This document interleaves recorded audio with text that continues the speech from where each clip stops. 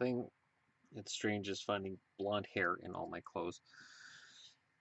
I don't even know how it happens, but alright. I'm wearing this because odds are winter is now finished. There's still snow outside, but it's mid-February. It's my birthday. Snow is going to disappear. It's gone. Alright. So I had to come up with something today, and I thought, alright, I'm going to do like a retrospective list. This took a lot of time. This took a lot more time than I'd expected, actually. Coming up with a player for each of the 30 teams that I felt like history would forget. There's always players on a team that history kind of forgets.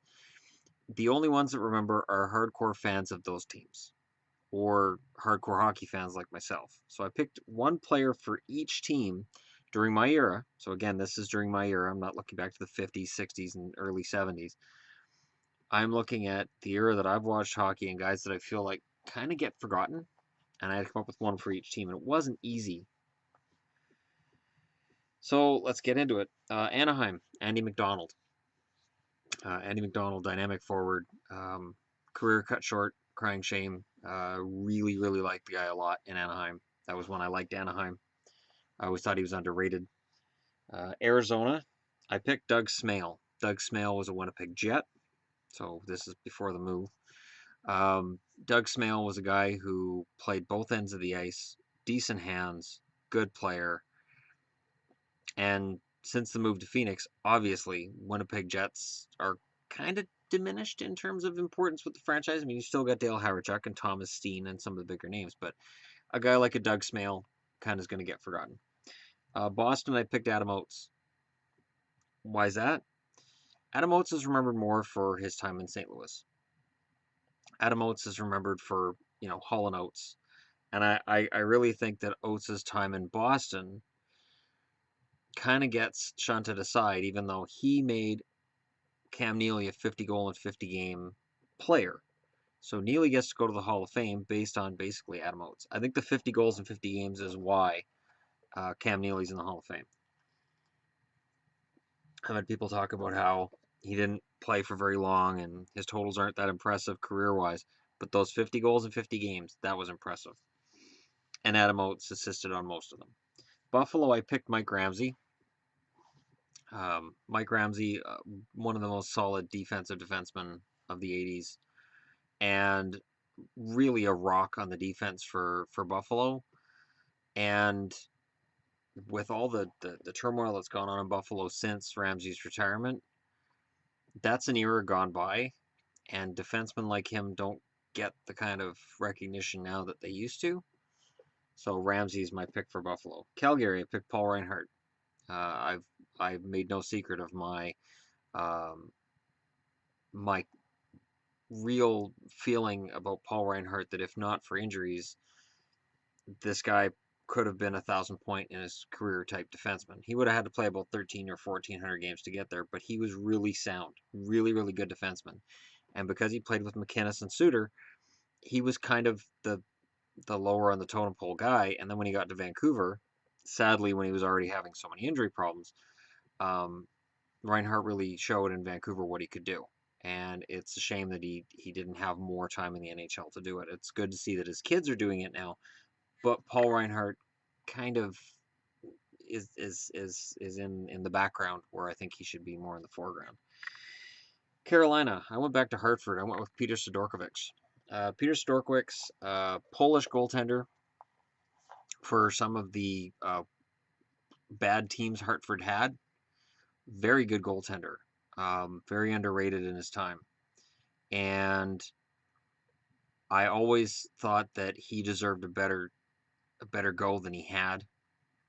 And he never seemed to play for really good teams. So his net minding abilities were kind of forgotten in the end. Chicago, I picked Al Secord. I know everybody knows who Al Secord is, but do they? See, back in the 80s, Al Secord was a feared guy, and I remember when he played in Boston. I believe he ended his career in Boston after he played in Chicago for a long time. Secord was a guy that I really, really liked because he could fight, he could hit, and he could score. And I don't remember a lot of dirty plays from him, although this was the 80s where anything short of a decapitation was considered okay. So take that with a grain of salt. Colorado, I went with the same guy I could have gone with for LA, which is Adam Deadmarsh. I loved Adam Deadmarsh. Great player. Um, Again, injuries cut a career short there. I think Deadmarsh would be revered in LA if his career hadn't come to an abrupt halt. Very good player, and it's a shame. Columbus, I picked David Vaborny. When you have an expansion team, well, it's not Vegas. It's a good idea to do as much scouting as possible overseas, looking for a guy like a David Vaborny, who all he did when he came over was score points. And I never heard anything about him complaining because he was on an expansion team or because they weren't getting better very fast. And he was a really, really solid forward, considering he came over late in life for a hockey player, anyways. And I don't know. I always thought he was a very good player, and he helped Columbus stay competitive most nights. Dallas, Stu Barnes. If you're a Dallas viewer of my channel, you know I've hyped Stu Barnes before.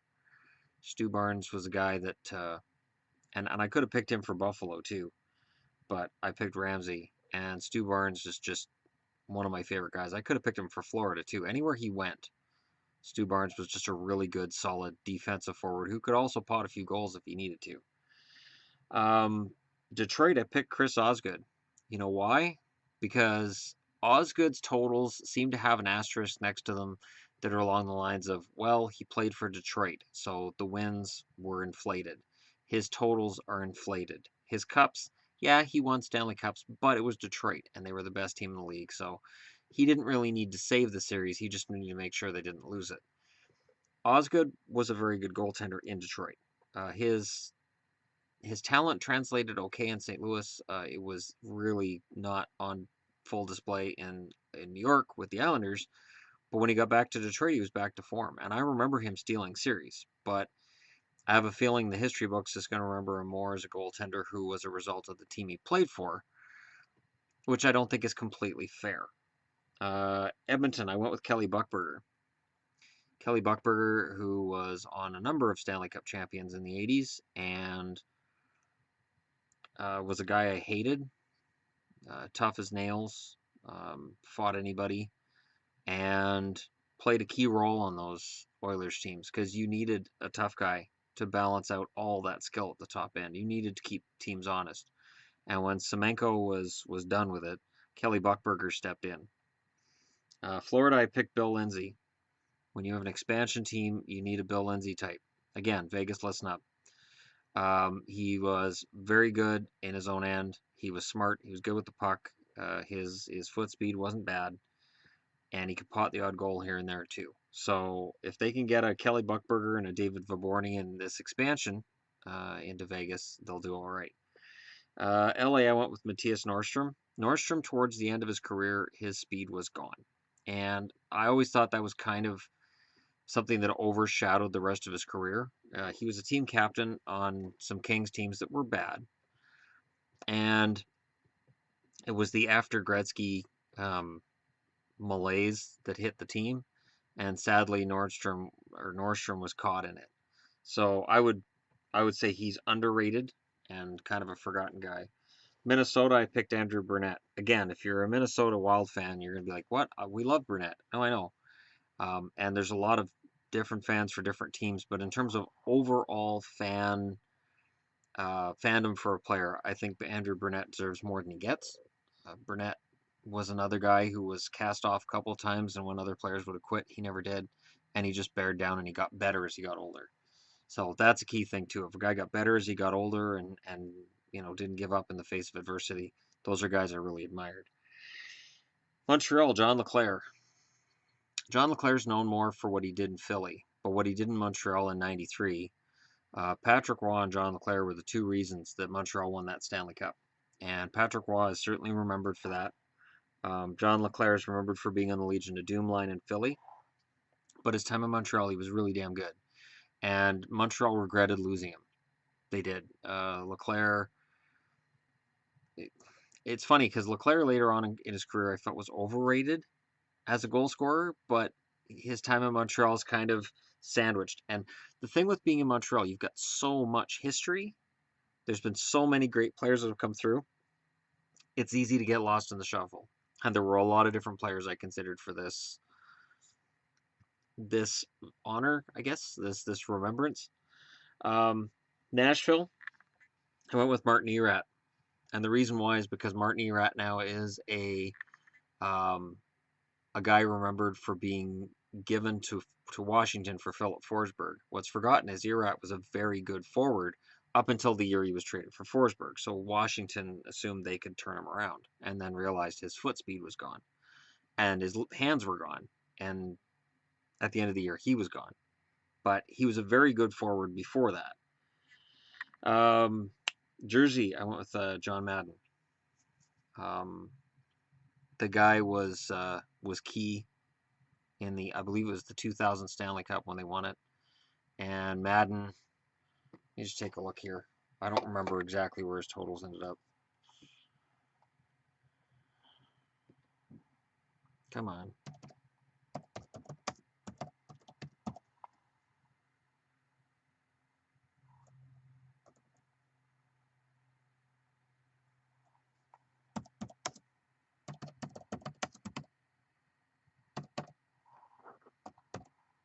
I want to see where it all ended up. I know there's John Madden. He played from 1997 to 2012. Geez, he's my age. Oh, man. Actually, he's younger than I am. Oh, geez. Yeah, he played for the Devils. He won the cup in 2000 with them, and that was his officially his rookie year. 16 goals. He had 3 goals in the playoffs. He was a key player, and he was with them right up until 08-09, and then went to the Blackhawks in 2010. So he ended up with 3 Stanley Cups, and he won that third in Chicago in 2010. And I remember him being not a key player for the Blackhawks, but it was nice to have him on the team and settle things down. And I really hated Chicago at the time, so I don't want to relive it. The Islanders, I picked Stefan Persson. The Islanders won 4 Stanley Cups in a row. Persson was a member of all 4 teams. It's easy to be overshadowed by Denny Potvin. Persson was overshadowed by Denny Potvin. Rangers, I picked Max Zuccarello. Yeah, he's still a player. I picked Matt Zuccarello because I look at the Rangers and I was like, okay, Adam Graves, no. Uh, Dubinsky, no. And I'm picking a current player with the Rangers, and there's a reason. He's small. He's putting up tremendous point totals, but not stellar point total. So he's good enough that Rangers fans and a guy like myself, who's a short guy, appreciates everything he does. But after he retires, I have a feeling that Zuccarello is going to kind of be a forgotten guy outside of hardcore hockey fans and hardcore Rangers fans. Remember, that's what this list is for. These are guys who, if you're just a casual fan or you're hardcore for a different team and just that team alone, you're not going to think of these guys. And Zuccarello could be in that category. Ottawa, I picked Ray Emery. When the Ottawa Senators made their one trip to the Stanley Cup final, Ray Emery was a big part of that. And that is shuffled aside now because Emery, there was a lot of controversy with Emery.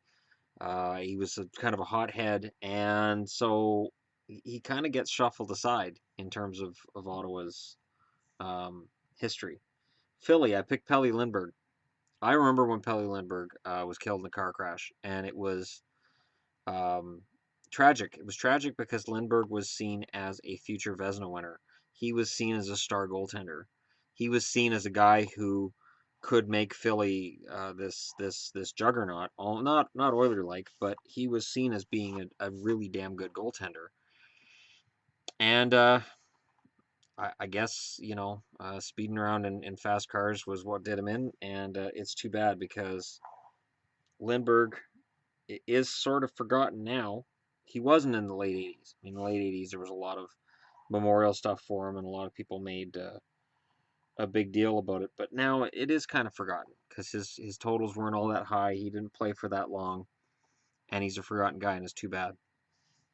Uh, Pittsburgh, Chris Kunitz.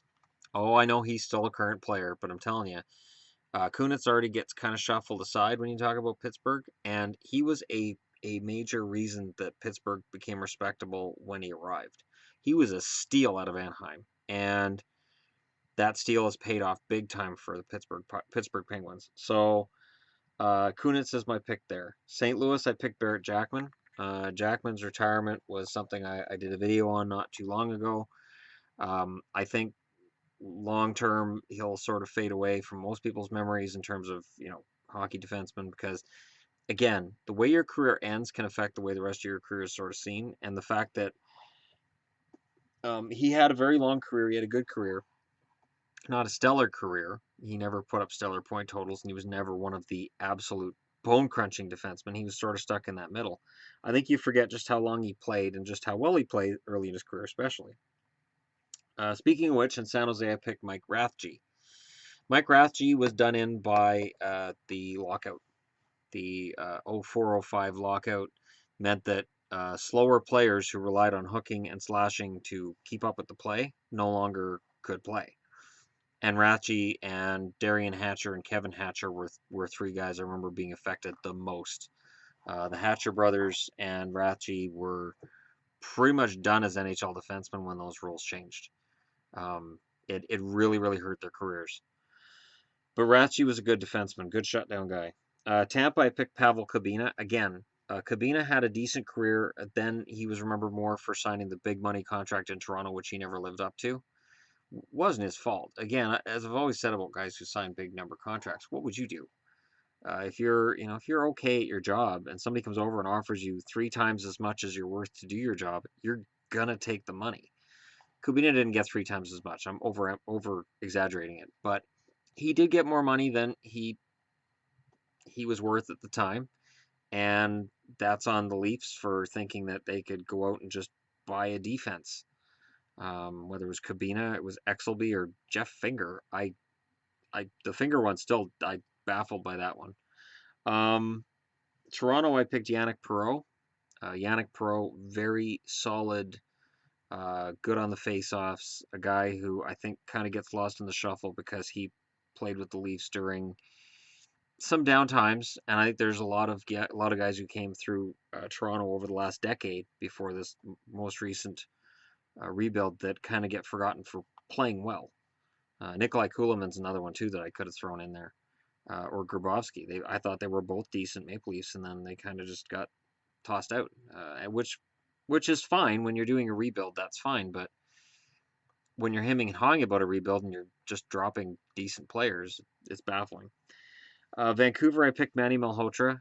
We Vancouver Canucks love Manny. And I think Manny's storyline with the eye injury and with what happened after, and with him having to make a comeback into the NHL because the Canucks kind of shut him down, saying, look, we don't want him to get hurt again. We were worried that he's going to get hurt again. It overshadows the fact that prior to that eye injury, and even afterwards, he was one of the best shutdown centers in the league. And he overcame the fact that he was a top draft pick that didn't pan out. And he was just fantastic defensively, and face-offs he was almost without equal at his peak. Washington, I picked Kelly Miller. Kelly Miller played very well during his entire career. I was always a great fan of Kelly Miller, of Kevin Miller. There's a number of Miller brothers that I was a fan of. Yes, I'm aware Ryan Miller's one of them. Was never a huge fan of Ryan Miller. I liked Kelly, though. I always thought he brought a lot to the Washington lineup. And again, when you're in the middle of the lineup and you're able to play top six, but you can play bottom six, and you're kind of in the middle, it's easy to forget those players years down the road. So Kelly Miller's on that list for me. And Winnipeg, I'm going back to Atlanta. Slava Kozlov. Slava Kozlov is going to be remembered for being a part of the Detroit Red Wings mini dynasty late 90s. But Slava Kozlov played his best hockey in Atlanta towards the end of his career. He had, I think it was 2 seasons above 70 points. I know it was 1 season I know he had over 70 points. He was playing in a zone. And Slava Kozlov is a guy who gets kind of forgotten. He'll never be a Hall of Famer. But for me, Kozlov's a guy that was dramatically underrated for an organization in Atlanta that was almost always a disaster. And he somehow just managed to maintain and stay steady and really, really good forward. Now, let me know in the comments below which players you would put into this category and which current players, as I did with Matt Zuccarello, and I admit that's a little bit different, but I just couldn't find a Ranger that I thought suited. I couldn't find a Ranger over the last 30 some years that I said, wow, this guy's kind of forgotten.